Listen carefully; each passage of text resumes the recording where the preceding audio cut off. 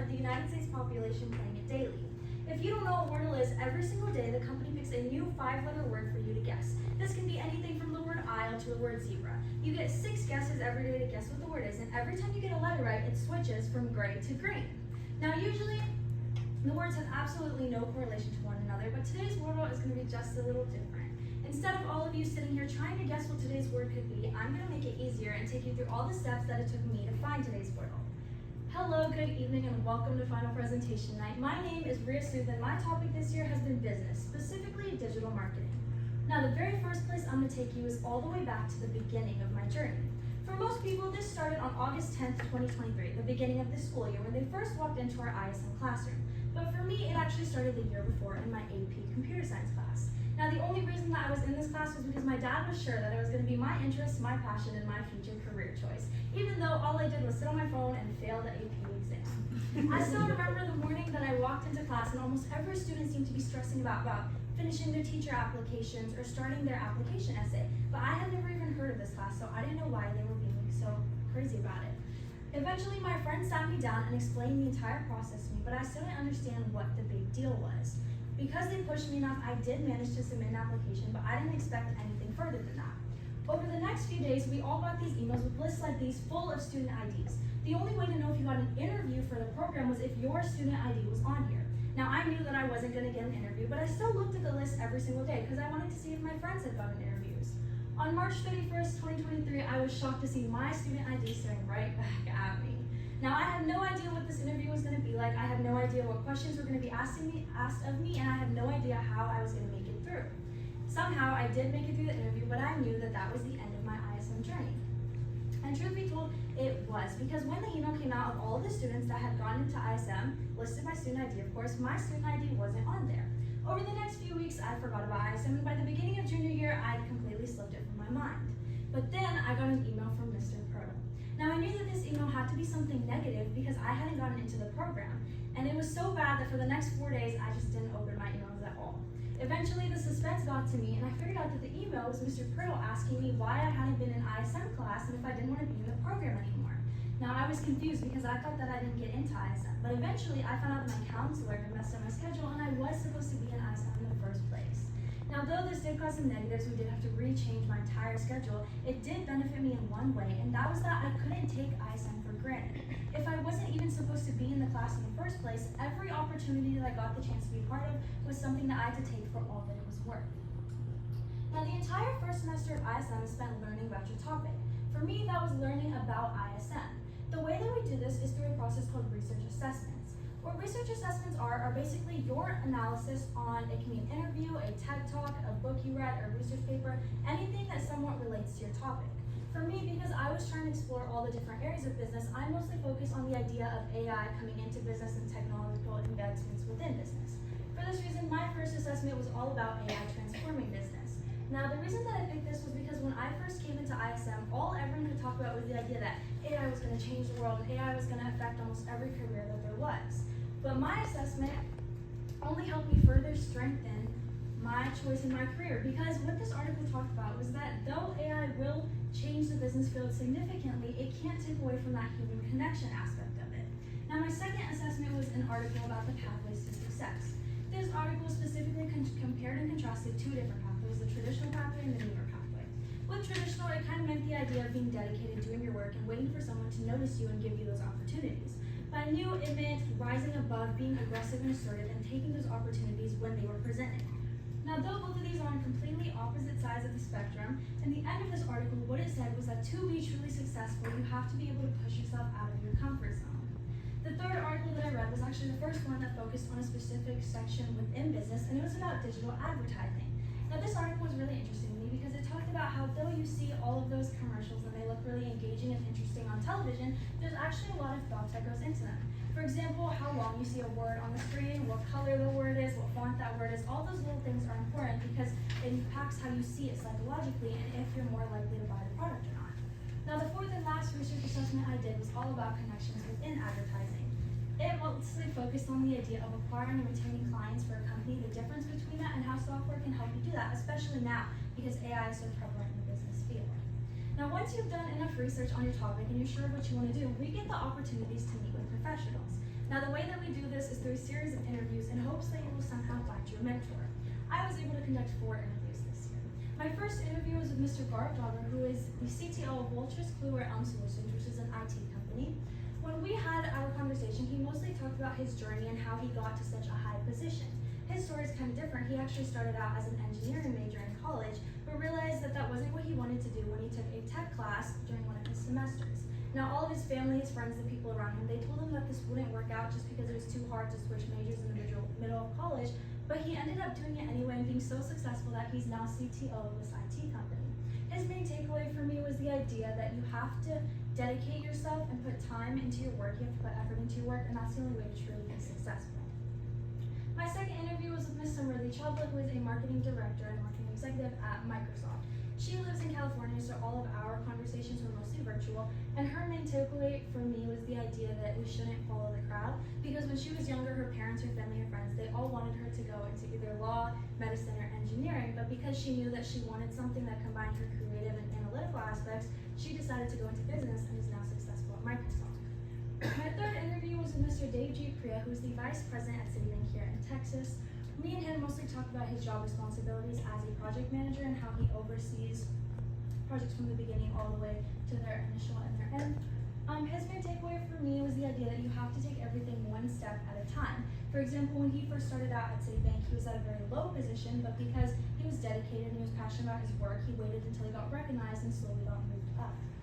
My fourth and final interview was with Ms. Melanie Rathnam, who is a senior marketer and a professor currently at UNT. She was very passionate about the way that you become successful and how to truly be successful within your own respective field.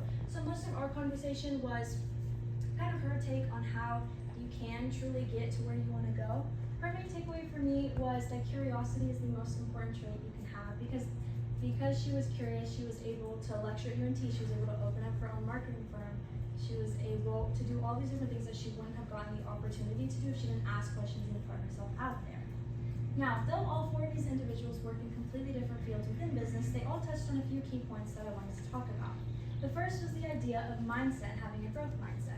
Now, every single person has a different way of thinking and solving problems, and this can get a little frustrating because you feel like no one is listening to you. But in business, no matter where you work, whether it's IT, whether it's marketing or finance, you're going to be working with people. And that's the beauty of teamwork, is knowing that you can come to one solution with 100 different ways. The second takeaway was the idea of being passionate. All 4 of these individuals, regardless of what they did, were passionate about what they were doing, and they never gave up, regardless of their parents, of their family, of their friends telling them that it wouldn't work out. The third and final thing was the idea of being dedicated. Now, the people that I interviewed were extremely successful within their own fields, whether it be being executive director, opening up their own firm, or being CTO of a company, but they all did so by being dedicated and continuing to do their work regardless of if they were recognized, if they were mistreated at work, if they had to struggle with their coworkers, their peers, and their family to get where they were. Now, though all 4 of these people were amazing people to interview, we do have to pick one to be our mentor. I loved all 4 of them equally, but I picked Ms. Simriti Chawla as my mentor this year, and the reason wasn't because she was more qualified than the others, but it was because when I spoke to her, she was able to relate my experiences to her own in a really efficient way. Though she was extremely passionate about her topic and she was able to relate her experiences to me, the biggest takeaway from my mentorship with her was the idea that it was a real world experience. Now, because it was a real world experience, this meant that there were setbacks. And by setbacks, that meant sometimes our meetings would be rescheduled, and sometimes our meetings would be canceled. And sometimes we had to reschedule our entire scheduled meetings to the point where we couldn't even meet every single week. But through all these setbacks, me and her were able to come to a comprehensive analysis, and she helped me figure out what the 4 targets are when you're marketing a nonprofit. This will be relevant later.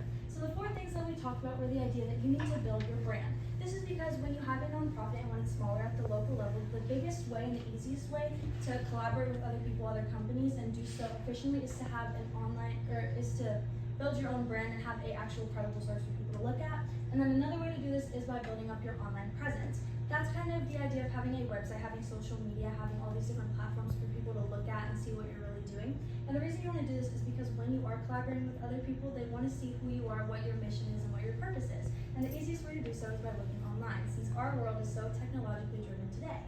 The third and the fourth thing that we talked about was the idea of fundraisers and reach, just because for a nonprofit, that's their main source of revenue, and that's kind of their whole goal is just fundraising for different causes. Now, after our mentorship, after you've done research on your topic, we have this thing called an original work product. Now, what this is in the second semester of ISM, you have to create some sort of product that showcases that you've learned something. Now, this can be anything, there's no guidelines. It can be a research paper talking about your topic, it can be a seminar that has something to do with your topic, or it can be something completely abstract. Now, my topic is marketing, and that's a little hard to show on paper. So I went to my ISM 2 mentors and asked them what I should do for my original work, and they all had kind of the same idea, to create a comprehensive marketing plan for a big company such as Apple or H&M or some other retail store that would show what you would do to help market them further and help them be successful. But all of this was just on paper. It wasn't something you could implement in real life, and that's not what I wanted to do. I found another student in my ISM class, Rianna, who had the same ambitious goals as I did, and me and her ended up figuring out that we were going to create a marketing guide on how to market a nonprofit. Now, we actually have copies over here, which y'all can look at a little bit later, and it basically really takes your marketing campaign and puts it into 7 simple steps of what's going to be the most successful.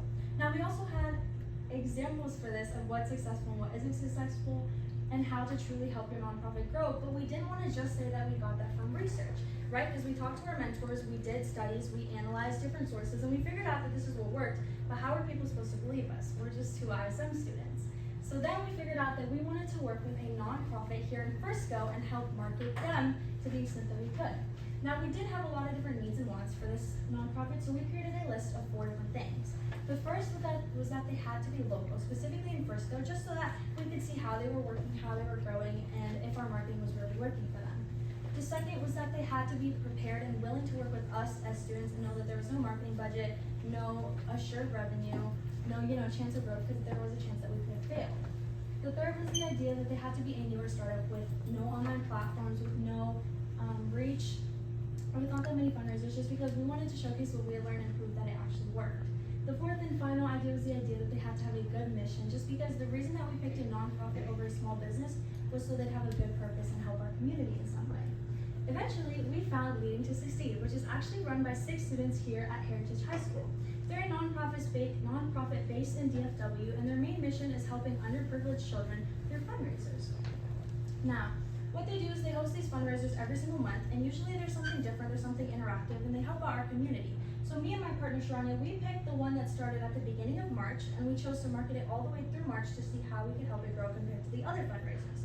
The one that we picked is called Sweets for Smiles, and basically, it was just a fundraiser meant to help hospitalized children here at Medical City through the sale of cheesecakes, cookies, and then we also did some other events with other companies that I'll talk about in a bit. Through this event, we actually managed to raise $2,000 in just under a month and sell over 500 cheesecakes and cookies. And though this sounds impressive, you can't really tell how much we helped them grow. So what we did was we compared it to one of their old fundraisers. Now, we can't exactly compare it to the exact same thing since they have different fundraisers every month, but we compared it to their most recent one, which was a clothing drive. In this clothing drive, they raised about $900 and collected 100 bags of clothing, and we raised over $2,000 and over 500 baked goods. So that's almost a 200% increase and a 500% increase.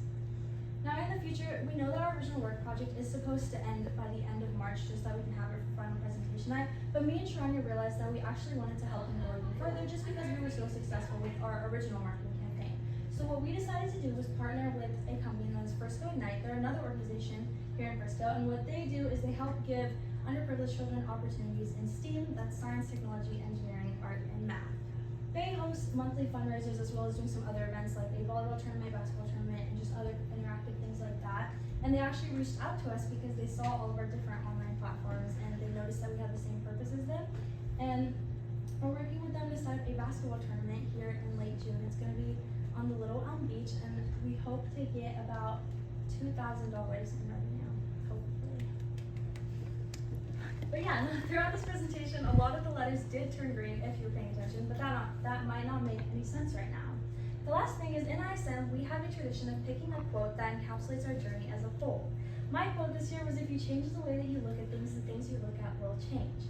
For me, this quote means a lot, not just in terms of, being professional and learning to grow and adapt, but also the things that don't even concern ISM. For example, I was in a class last year that I thought I had no purpose for. I failed the exam, but it ended up being the only reason that I'm able to stand here today and talk to you.